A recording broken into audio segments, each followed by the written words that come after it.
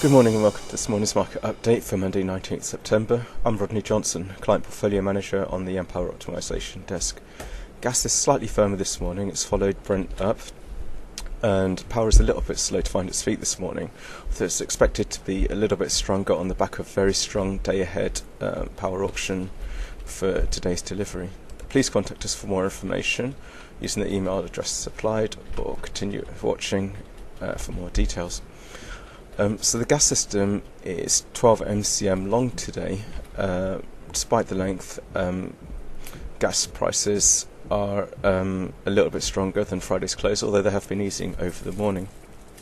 Gas has probably followed Brent up over the weekend. That's on the back of several factors.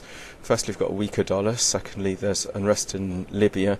And finally, there's news from Venezuela that both OPEC and non-OPEC countries looks set to be close to reaching a deal on stabilising output ahead of the OPEC meeting next week in Algiers.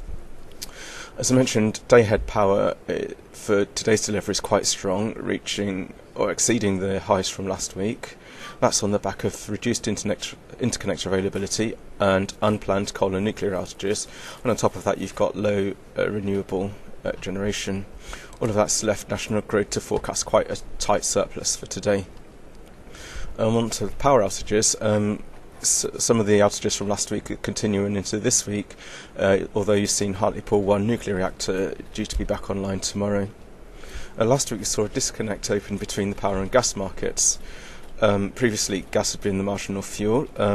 What we've seen over the last few days is that gas has been, most available gas units in fact have been running, which has kind of taken away the status of marginal fuel from gas, and you've seen that disconnect open, although we expect that to return back to normal situation this week. Moving on to interconnectors, the French interconnector is limited to 1 gigawatt capacity this week. That's due to planned maintenance.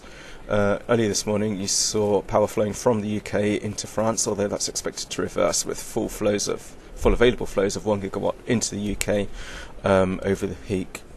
I mentioned briefly that renewables are expected to be subdued over today and tomorrow. That's as unremarkable weather points to things returning to seasonal normal.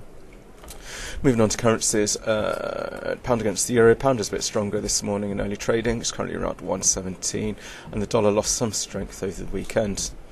Today there's no major economic data releases. That brings us to the end of today's market update.